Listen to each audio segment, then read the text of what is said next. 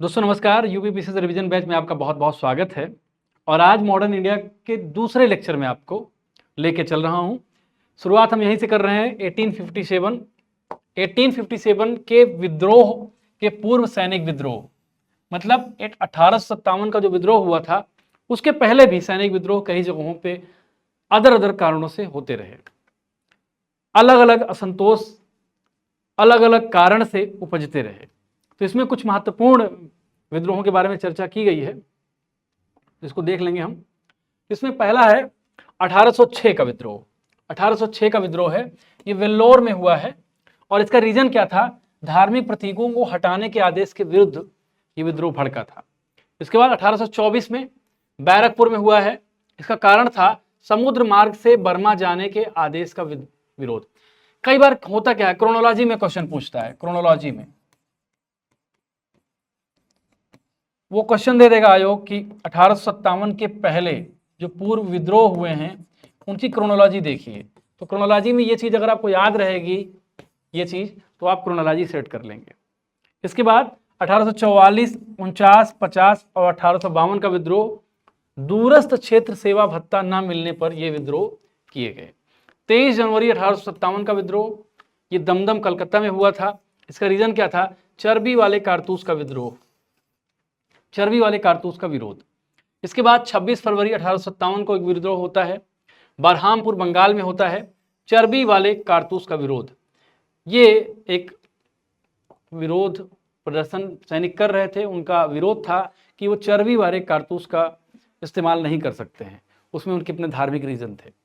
आगे बढ़ते हैं। अब कुछ महत्वपूर्ण पुस्तकों और उनके राइटर्स को देखेंगे। जैसे पहली पुस्तक है the Indian war of independence.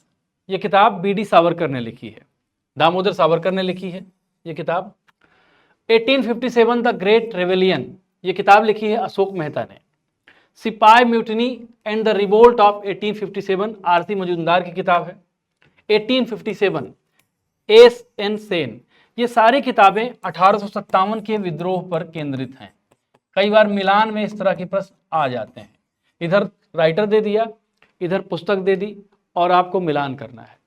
तो इस तरह के प्रश्नों में ये चीज आप दिमाग में अपने रखिएगा। आगे बढ़ते हैं। 1857 के विद्रोह के स्वरूप के संबंध में इतिहासकारों का मत देखिए। जब 1857 का विद्रोह हुआ तो विद्रोह के फलस्वरूप अलग अलग प्रवृत्तियों के संदर्भ में बातचीत होने लगी। जैसे विद्वानों का एक तबका ये मानता था, ये मानता था कि ये विद्रोह राष्ट्रव्यापी था, एक तबका ये मानता था। एक तबका ये मानता था कि विद्रोह जो था छिटपुट था, राष्ट्रव्यापी नहीं था, कुछ जगहों पे था। अच्छा, इनके मानने के अपने स्टैंडर्ड भी होते हैं। कुछ विद्रोहों के प्रसार के रूप में उनका स्टैंडर्ड होता है कि विद्रोह कितनी दूर में विस्तारित था। कुछ लोगों का मानक ये होता है कि विद्रोह की प्रकृति क्या थी, किस वर्ग ने विद्रोह में हिस्सा लिया, किसान ने लिया, मजदूर ने लिया, जमींदार ने लिया, राजा ने लिया कि नहीं। इसके आधार पर वो अलग अलग क्लासिफिकेशन करते हैं। कुछ लोग मानते हैं कि ये जमींदारों का असंतोष था। एक तबका ये मानता है कि ये विद्रोह केवल और केवल सैनिक असंतोष था, सैनिक असंतोष था। कुछ लोग ये मानते हैं कि ये क्रांति थी। कुछ लोग मानते हैं कि विद्रोह था। जो भी था, अलग अलग टेंडेंसीज के आधार पर अलग अलग स्टैंडर्ड अलग अलग विद्वानों ने व्यक्त किए हैं। अब इस स्टैंडर्ड में किसने क्या कहा है, कई बार इस तरह के प्रश्न पूछे जाते हैं। आयोग में अक्सर जो है इस तरह के प्रश्न पूछ लिए जाते हैं। जैसे ये भारत का प्रथम स्वतंत्रता संग्राम था, ये बात किसने कही है? ये बात कही है सावरकर ने।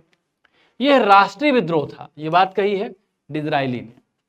यह पूर्णतः सिपाही विद्रोह था, ये बात कही है सर जॉन लॉरेंस एनसीले ने। यह अंग्रेजों के विरुद्ध हिंदू एवं मुसलमानों का षड्यंत्र था, ये बात कही है जेम्स आउटरम डब्ल्यू टेलर ने। बर्बरता तथा सभ्यता के बीच युद्ध था, ये टी आर होम्स कहते हैं। यह धर्मांधों का ईसाइयों के विरुद्ध युद्ध था, एल ई आर रीच कहते हैं इसको। 1857 का विद्रोह ना तो पहला भारतीय विद्रोह था और ना ही राष्ट्रीय स्वतंत्रता संग्राम, ये आरसी मजूमदार इस बात को कहते हैं। तो ये जो है अलग अलग प्रवृत्ति के हिसाब से जो है बात लोग कहते हैं।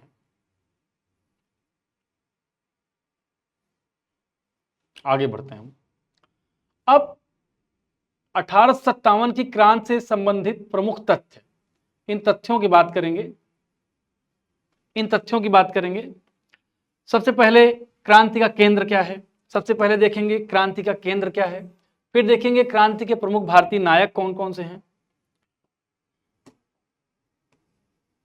सबसे पहले क्रांति के केंद्र, क्रांति के प्रमुख भारतीय नायक, विद्रोह की तिथि, क्रांति का दमन करने वाले ब्रिटिश सेनापति, क्रांति के दमन की तिथि, ये कई हेड्स हैं।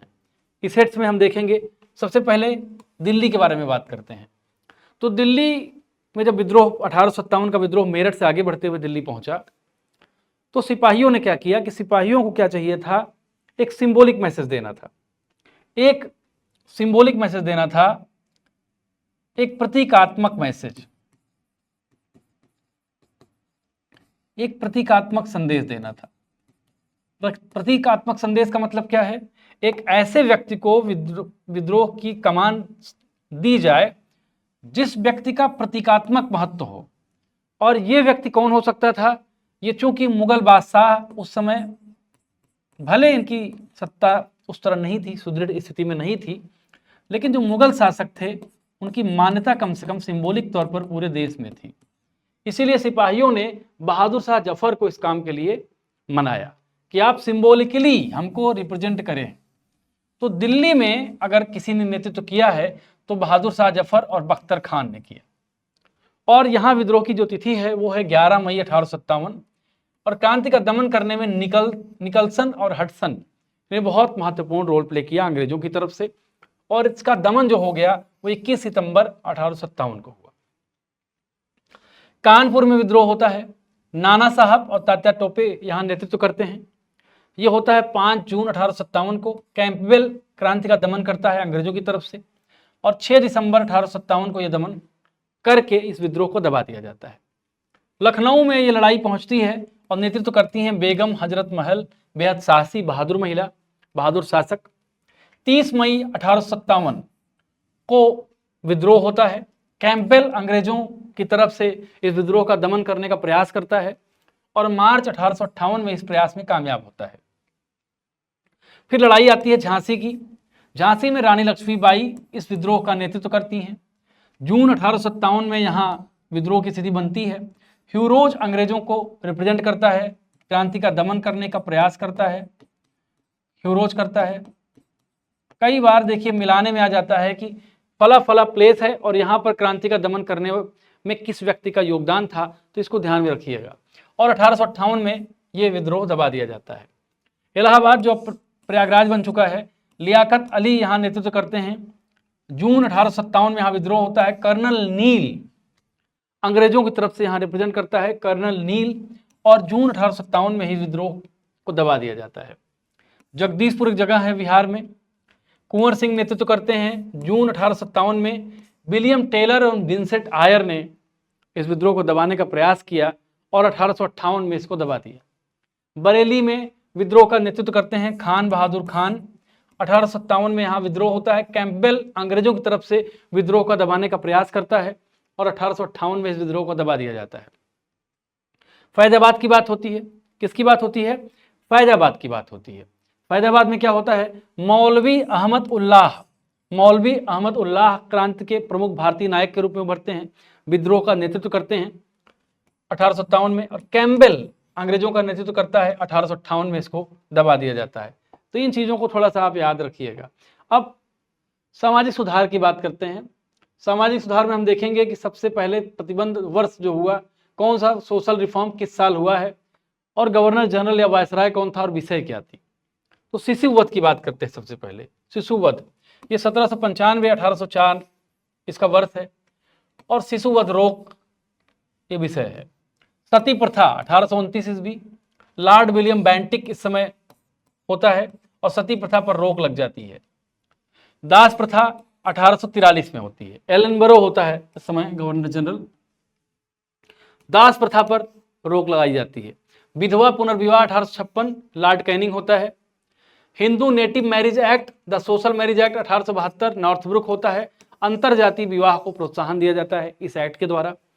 As of consent act 1891, Lansdowne इस समय गवर्नर जनरल होता है या वायसराय होता है।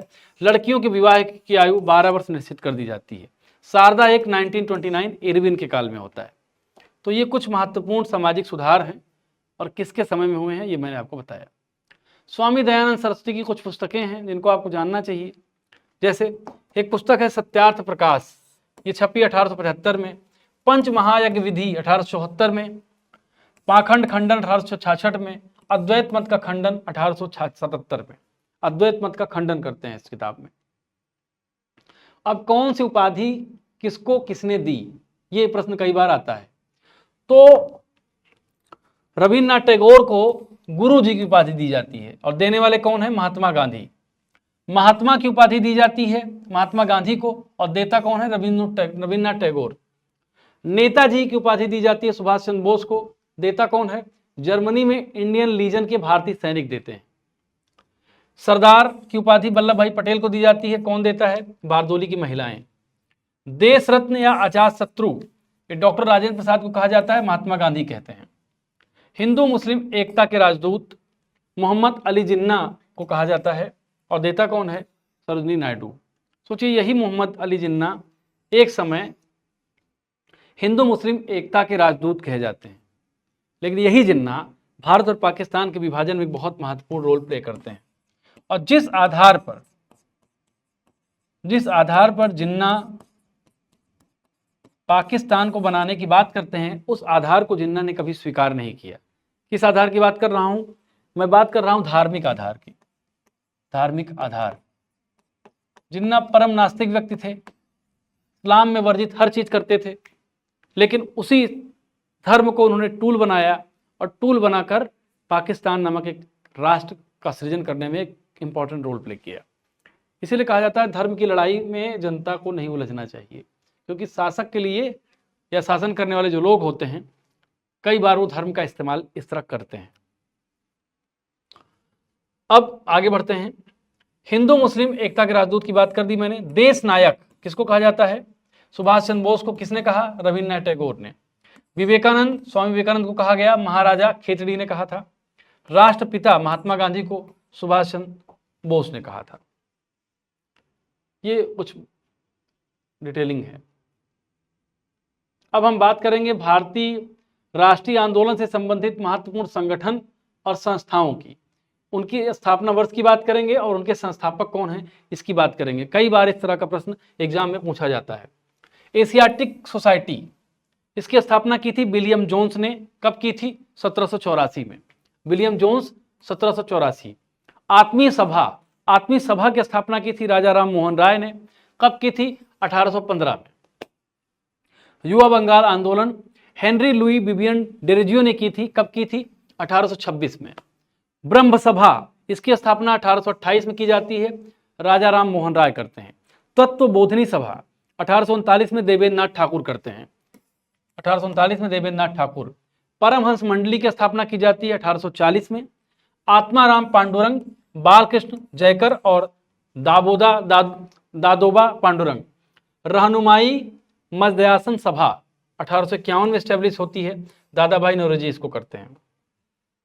मोहम्मडन लिटरेरी सोसाइटी 1863 में अब्दुल लतीफ इसको जो है स्टैब्लिश करते हैं। वेद समाज की स्थापना की जाती है 1864 में। कौन करता है? के श्रीधरालू नायडू। इसके बाद साइंटिफिक सोसाइटी की स्थापना की जाती है 1864 में। कौन करता है? सर सैयद अहमद खां करते हैं। इसके बाद ईस्ट इंडिया एसोसिएशन 1866 में स्टैब्लिश की जाती है, दादा भाई नौरोजी द्वारा। पूना सार्वजनिक सभा 1870 में स्टैब्लिश की जाती है, जीवी जोशी, एच साठे और अन्य लोगों द्वारा। प्रार्थना समाज 1867 में आत्माराम पांडुरंग इसको स्टैब्लिश करते हैं, इसकी स्थापना करते हैं। सत्य शोधक समाज 1873 में, बहुत इंपॉर्टेंट है, ज्योतिबा फुले इसको स्टैब्लिश करते हैं। इस बार ज्योतिबा फुले नाम की फिल्म आई है, इसलिए संगठन बहुत इंपॉर्टेंट है, आप इसको कंसिडर करना। Aligarh Mohammedan Anglo oriented college जो बाद में AMU बना, ये बनता 1877 में। सर सैयद अहमद खां इसको स्टेब्लिश करते हैं। कई वेबसाइट में 75 मिलता है लेकिन 77 ऑथेंटिक है। अगर मान लीजिए कोई विकल्प आए और उसमें 77 का विकल्प आपको ना मिले और 75 मिले तो आप 75 टिक कर सकते हो। इंडियन लीग को स्टेब्लिश करता है 1875 में, शिशिर कुमार घोष करते हैं। आर्य समाज की स्थापना 1875 में की जाती है, स्वामी दयानंद सरस्वती द्वारा की जाती है। थियोसॉफिकल सोसाइटी 1875 में की जाती है, मैडम ब्लाउत्स्की और कर्नल अलकॉट करते हैं इसको। इसके बाद इंडियन एसोसिएशन, इसको स्टेब्लिश करता है 1876 में आनंद मोहन बोस और सुरेंद्र नाथ बनर्जी। भारतीय राष्ट्रीय कांग्रेस 1885 में A.O. Hume. Bombay presidency association 1885 में इसको स्टेब्लिश करते हैं फिरोज शाह मेहता, तैलंग तथा तैयब जी। बेलूर मठ की स्थापना की जाती है 1897 में, स्वामी विवेकानंद इसको स्टेब्लिश करते हैं। इंडियन नेशनल सोशल कॉन्फ्रेंस 1877 में 87 में महादेव गोविंद राणा इसको करते हैं। शारदा सदन 1889 में इसको स्टेब्लिश किया जाता है, रमाबाई करती हैं। रामकृष्ण मिशन की स्थापना की जाती है स्वामी विवेकानंद द्वारा 1897 में। अभिनव भारत समाज, इसको सावरकर स्टेब्लिश करते हैं 1904 में। The servants of India society 1905 Gopal Krishna Gokhale करते हैं। मुस्लिम लीग 1906 में की जाती है, आगा खां और सलीम उल्लाह इसको स्टेब्लिश करते हैं। सोशल, इसको ढाका में पहला इसका सम्मेलन होता है। Social service league 1911 Narayan Malhar Joshi इसको करते हैं। विश्व भारती विश्वविद्यालय 1921 में रविन्द्रनाथ टैगोर करते हैं। गदर पार्टी लाला हरदयाल 1913 में इसको स्टेब्लिश करते हैं। हिंदू महासभा को की स्थापना की जाती है मदन मोहन मालवीय द्वारा, कब? 1915 में। कब की जाती है? 1915 में। होम रूल लीग 1916 तिलक और Annie Besant. Women's India association 1917 Annie Besant. खिलाफत आंदोलन 1919 का है, अली बंधु करते हैं। अखिल भारतीय ट्रेड यूनियन कांग्रेस 1920 और MN जोशी, लाला लाजपत राय। स्वराज पार्टी को कौन स्थापित करता है? 1923 में मोतीलाल नेहरू और चित्तरंजन दास करते हैं। हिंदुस्तान रिपब्लिक एसोसिएशन जो बाद में HSRA हो जाता है, हिंदुस्तान सोशलिस्ट रिपब्लिकन एसोसिएशन 1924 में सचिंद्र नाथ सान्याल, राम प्रसाद बिस्मिल और जोगेश चटर्जी करते हैं। बहिष्कृत हितकारिणी सभा 1924 BR अम्बेडकर इसको स्टेब्लिश करते हैं। कौन करता है? BR अम्बेडकर। राष्ट्रीय स्वयंसेवक संघ, इस बार 100 साल इसका पूरा हुआ है, ये पूछ सकता है। और डॉक्टर हेडगेवार इसको स्टेब्लिश करते हैं। ये प्रश्न पूछा जा सकता है क्योंकि इस बार 100 साल पूरा हुआ है। नौजवान सभा 1926 भगत सिंह, छबील दास और यशपाल करते हैं। हिंदुस्तान सोशलिस्ट रिपब्लिकन एसोसिएशन पहले HRA था, बाद में HSRA बन गया।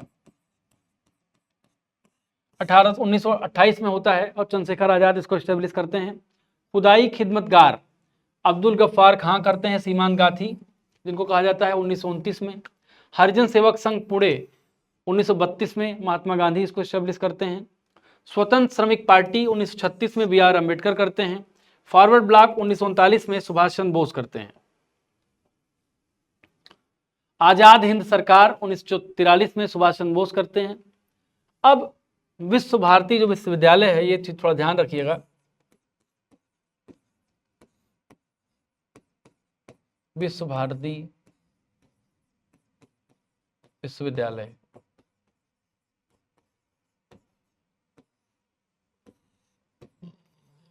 ये शांति निकेतन, जो विश्व शांति निकेतन है, उसी का अद्यतन स्वरूप है। आगे बढ़ते हैं।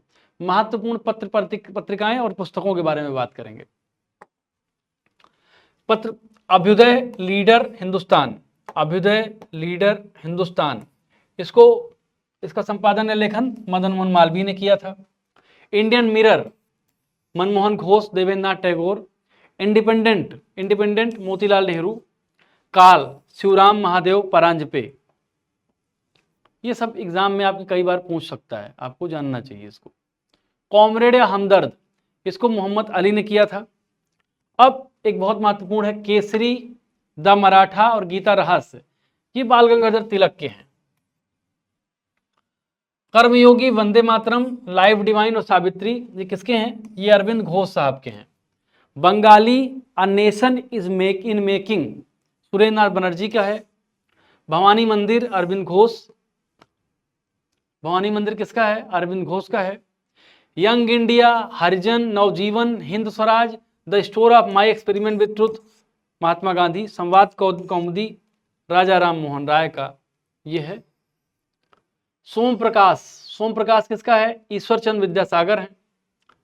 अमृत बाजार पत्रिका, शिशिर कुमार घोष और मोतीलाल घोष हैं। Commonwealth new India, Annie Besant है। फ्री हिंदुस्तान, तारकनाथ दास का है।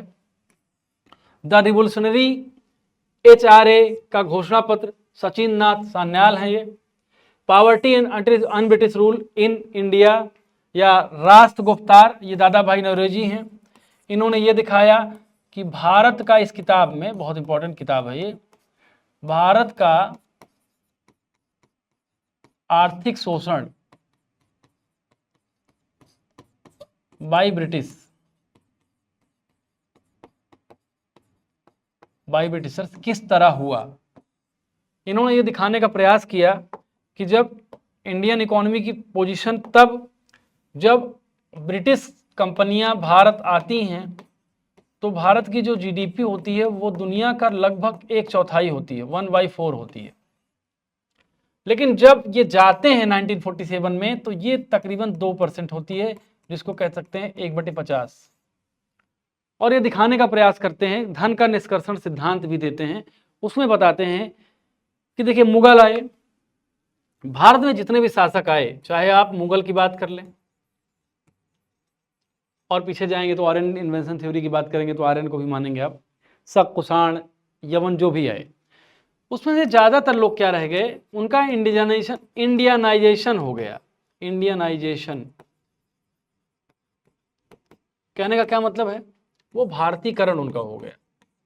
मुगल आए तो ऐसा नहीं है कि मुगल यहाँ से कमाकर सेंट्रल एशिया चले गए, यहाँ से कमाकर अफगानिस्तान के उधर जहाँ उनका घर था वहाँ चले गए, वो यहीं मर गए, यहीं खप गए, इसी को अपना देश समझ लिया। लेकिन अंग्रेजों के मामले में ऐसा नहीं हुआ। अंग्रेज हिंदुस्तान आए और यहाँ का पैसा लेकर वहाँ गए। तो इस किताब में पूरा इसी का वर्णन है, इसी को बताया गया है। शशि थरूर ने इसकी बहुत अच्छी एक्सप्लेनेशन की है। वर्तमान में अगर आपको पढ़ना हो तो कभी पढ़िएगा आप। इंडिया डिवाइडेड, इंडिया डिवाइडेड, ये राजेंद्र प्रसाद साहब का है। अनहैप्पी इंडिया, लाला लाजपत राय हैं। इंडिया विंस फ्रीडम, गुब्बारे खातिर, अल हिलाल, ये अबुल कलाम आजाद का है। Discovery of India, glimpses of world history, Meri Kahani, ये नेहरू जी हैं। Hints for self culture, Lala Hardayal. Indian unrest, sir Valentine Chirol, sir Valentine Chirol. India for Indians, Chittaranjan Das हैं। The Indian war for independent 1857, Savarkar. Home and the world, Gitanjali, Rabindranath Tagore. Neel Darpan, Dinabandhu मित्र। सोजे वतन, कर्मभूमि, शतरंज के खिलाड़ी, प्रेमचंद। बंगधरा, तराने हिंद, मोहम्मद इकबाल। भारत भारती, मैथिली शरण गुप्त। भारत दुर्दशा, भारतेंदु हरिश्चंद्र। कांग्रेस का इतिहास, पट्टाभी सीतारमैया। सत्यार्थ प्रकाश, दयानंद सरस्वती।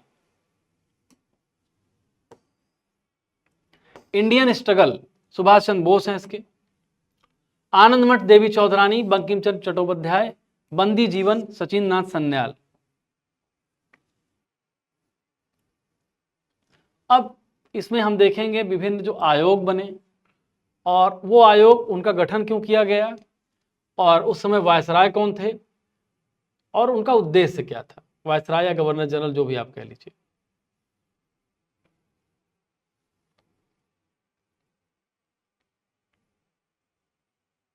इसके बारे में हम बात करते हैं। तो सबसे पहला दुर्भिक्ष आयोग है। क्या है? दुर्भिक्ष आयोग। कौन सा वर्ष है? 1878। 1878 इसका वर्ष है।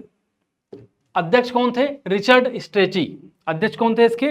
रिचर्ड स्ट्रेची इसके अध्यक्ष थे। और वायसराय लिटन थे। अकाल निवारण हेतु विचार व्यक्त करना था इसका काम। हंटर आयोग 1882 का है। William Hunter. रिपन वायसराय थे। शिक्षा का विकास इसका उद्देश्य था। एचिसन आयोग 1886, चार्ल्स एचिसन इसके अध्यक्ष थे। डफरिन के समय में आया था। नागरिक सेवा में भारतीयों की संख्या में वृद्धि पर विचार करना था। अफीम आयोग बना है 1893 में, थॉमस ब्रोसी लैंसडाउन के समय में आया, अफीम सेवन पर रोकने हेतु है। हर्सेल समिति 1893, हर्सेल अध्यक्ष थे, लैंसडाउन वायसराय थे या वायसराय गवर्नर जनरल, टकसाल संबंधी सुझाव देना था। दुर्भिक्ष 2 फेमाइन कमीशन 1898 में, जेम्स लॉयल की अध्यक्षता में, एल्गिन वायसराय गवर्नर जनरल, प्रथम दुर्भिक्ष आयोग की रिपोर्ट पर विचार। दुर्भिक्ष 3 1901 एंथनी मैकडोनाल्ड थे, कर्जन के समय में आया था। सिंचाई आयोग 1901 कॉलिन कैम्पबेल स्कॉट मॉन्फ्रिक, कर्जन के समय में आया था। विश्वविद्यालय आयोग कब आया? 1902 में, थॉमस रेले, कर्जन के समय में, विश्वविद्यालय की समीक्षा करना था इसका काम। फ्रेजर आयोग 1902 में, फ्रेजर की अध्यक्ष, कर्जन के समय में, पुलिस की कार्य पद्धति पर विचार करना इसका काम था। इसके बाद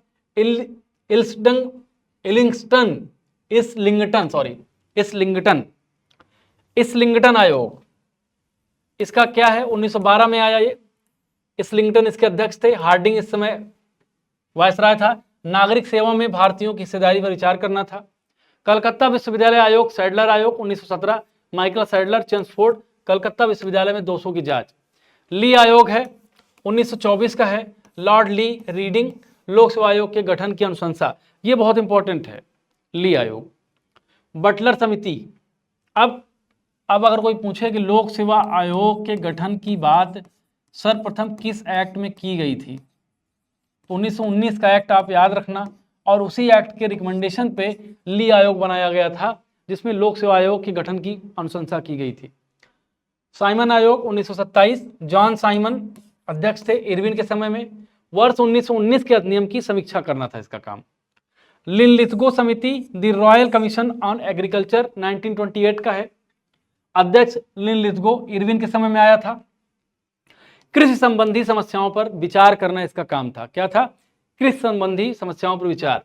व्हिटले आयोग था 1929 का, जे एट व्हिटले, इरविन के समय में आया था, श्रमिकों की स्थिति पर विचार करना था इसका काम। लिंडसे आयोग 1929, लिंडसे, इरविन के समय में आया था, भारत में मिशनरी शिक्षा के विकास में इसका योगदान क्या था, करना था। सप्रू आयोग 1934, तेज बहादुर सप्रू अध्यक्ष थे, विलिंगटन वायसराय था, वह बेरोजगारी की समस्या की समीक्षा करना था इसका काम। सार्जेंट आयोग 1944, जॉन सार्जेंट अध्यक्ष, वेबेल वायसराय, शिक्षा सुधार पर केंद्रित आयोग था। अब भारतीय स्वतंत्रता इतिहास संबंधित महत्वपूर्ण आंदोलन और घटनाएं, ये देख लीजिए, थोड़ा इंपॉर्टेंट है आपके लिए। बंग भंग आंदोलन 1905, ये बंग भंग आंदोलन था, बंगाल का विभाजन। अब अगर आप बंगाल के विभाजन की थोड़ी बात करें, जब आप बात करते हैं कि बंगाल का विभाजन क्यों हुआ,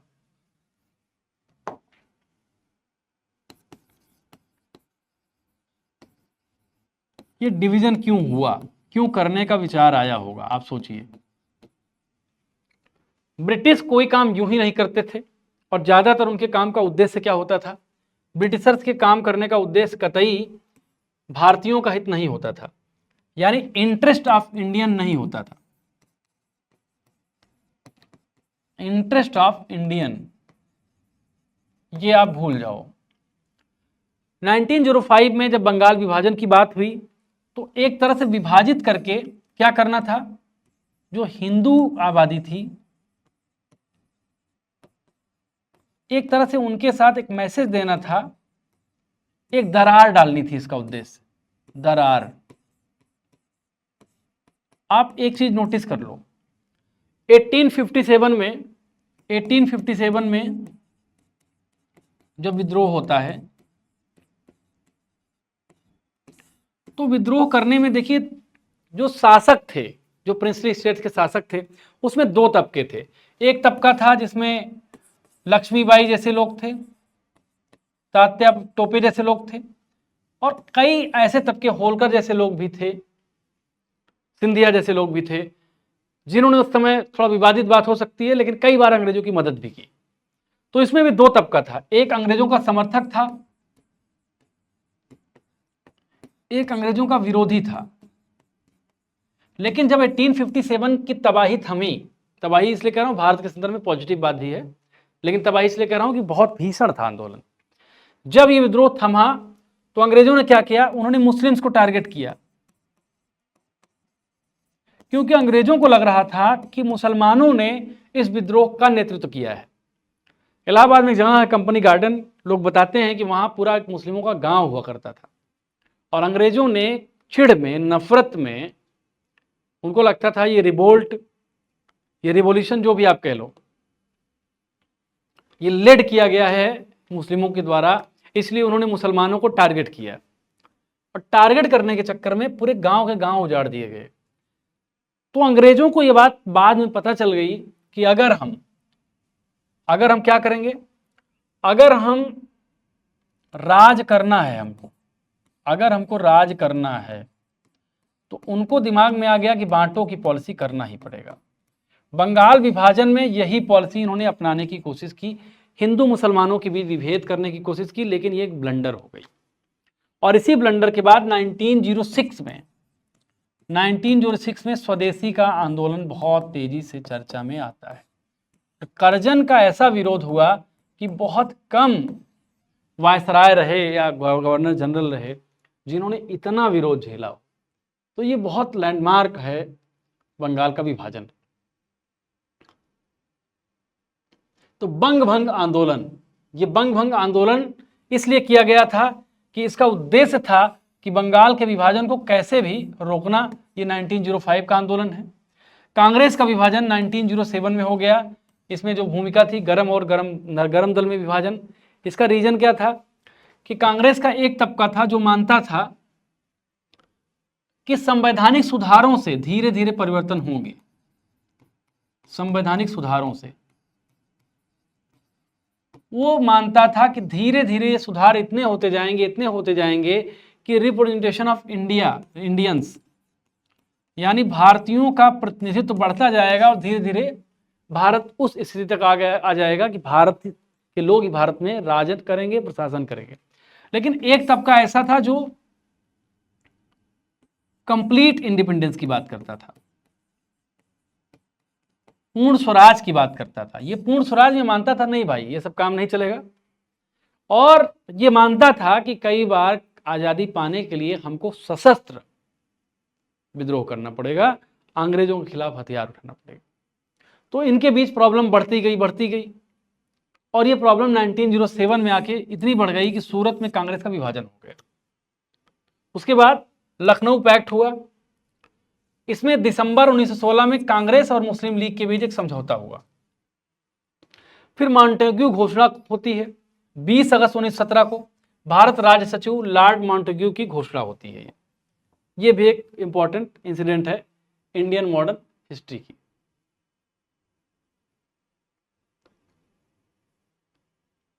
रॉलेट एक्ट लाया जाता है अंग्रेजों द्वारा मार्च 1919 में। काला कानून, बिना अपील, बिना वकील, बिना दलील का कानून ये कहा जाता है।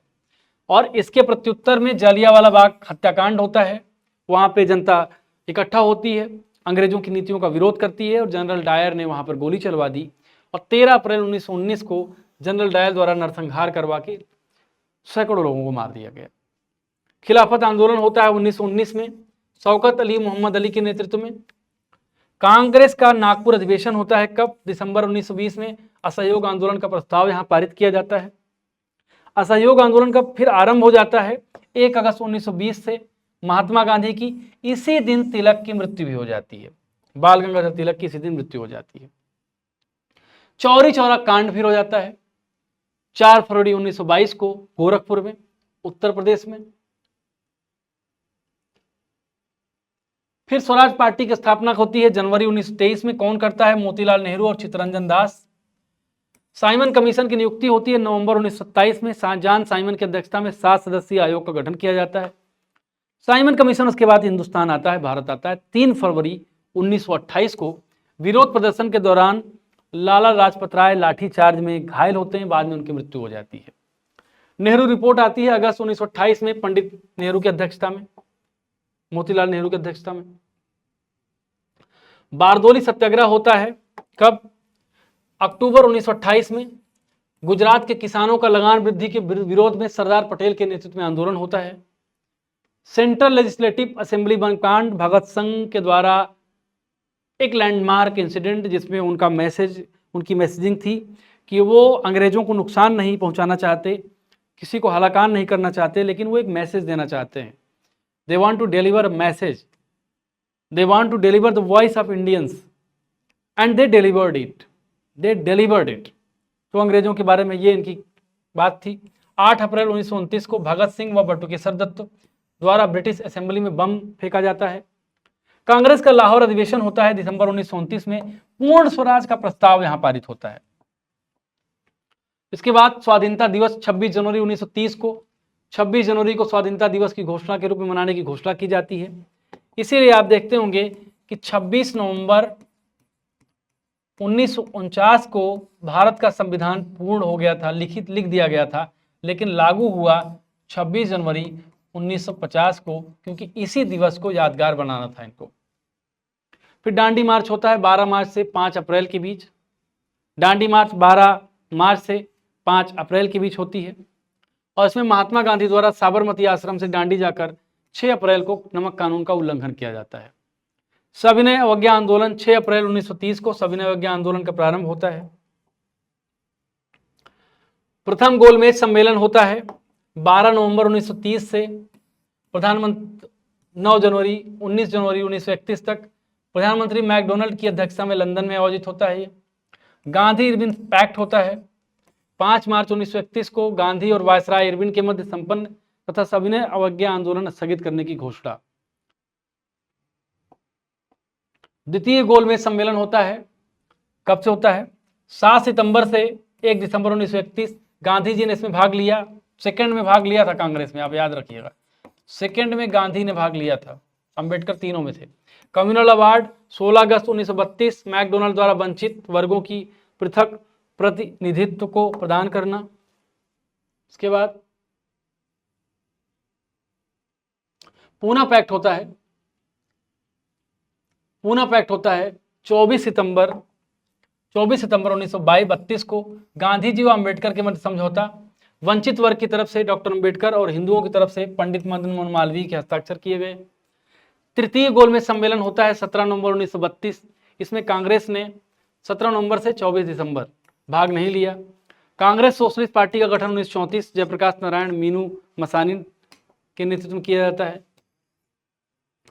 फॉरवर्ड ब्लॉक का गठन किया जाता है मई 1939 में सुभाष चंद्र बोस द्वारा। मुक्त दिवस 22 दिसंबर 1939 मुस्लिम लीग द्वारा कांग्रेस मंत्रिमंडल के त्यागपत्र के बाद मनाया गया। पाकिस्तान की मांग की जाती है 22 से 24 मार्च 1940 को। मुस्लिम लीग का लाहौर अधिवेशन होता है। अगस्त प्रस्ताव 8 अगस्त 40 वायसराय लिद्गो होते हैं इसमें। क्रिप्स मिशन मार्च 1942 स्टैनफोर्ड क्रिप्स। भारत छोड़ो आंदोलन 9 अगस्त 42 महात्मा गांधी के नेतृत्व में होता है। शिमला सम्मेलन 1945 सभी राजनीतिक दलों का सम्मेलन है। नौसेना विद्रोह 18 से 23 फरवरी 1946 मुंबई HIMS तलवार के सैनिकों द्वारा। प्रधानमंत्री इटली की घोषणा की जाती है 20 फरवरी 1947 को।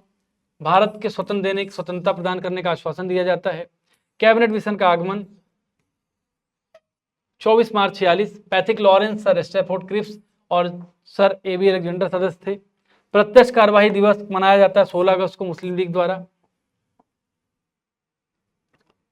अंतरिम सरकार की स्थापना की जाती है 2 सितंबर 1946 को। नेहरू कार्यकारी परिषद के उपाध्यक्ष बनते हैं। माउंटबेटन योजना 3 जून 47 को भारत विभाजन की योजना बनती है। स्वतंत्रता की प्राप्ति 15 अगस्त 47। भारतीय गणतंत्र की स्थापना 26 जनवरी 50।